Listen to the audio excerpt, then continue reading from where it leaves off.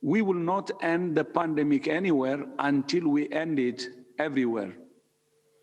The world has come to a critical turning point in the pandemic, but it's also a turning point in history. Faced with a common crisis, can nations come together in a common approach? These are the visuals that have angered the World Health Organization's Director General. Wealthy countries well into their vaccination drives, while the Global South is struggling with procurement. It makes no sense for a small group of people to hoard all the extinguishers to defend their own houses. The fire will be put out faster if everyone has an extinguisher and works together. The picture is, however, changing slowly. South Africa will start inoculating frontline workers from February.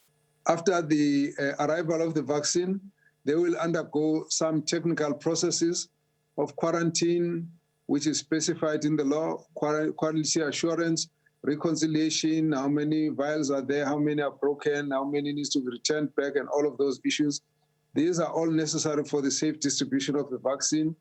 These processes will take a minimum of 10 days and a maximum of 14 days to complete, upon which we will then be ready to distribute the vaccines to all the provinces.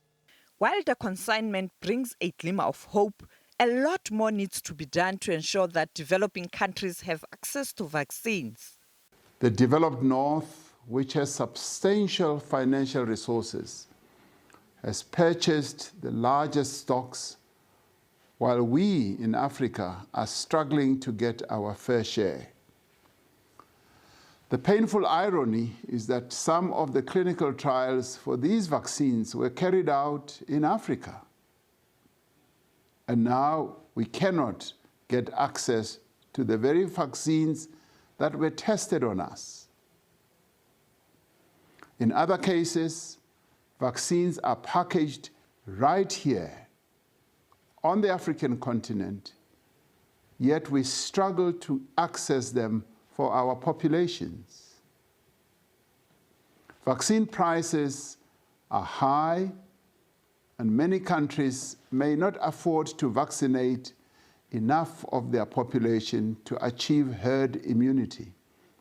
The inconsistent distribution of vaccines has highlighted the world's inequality.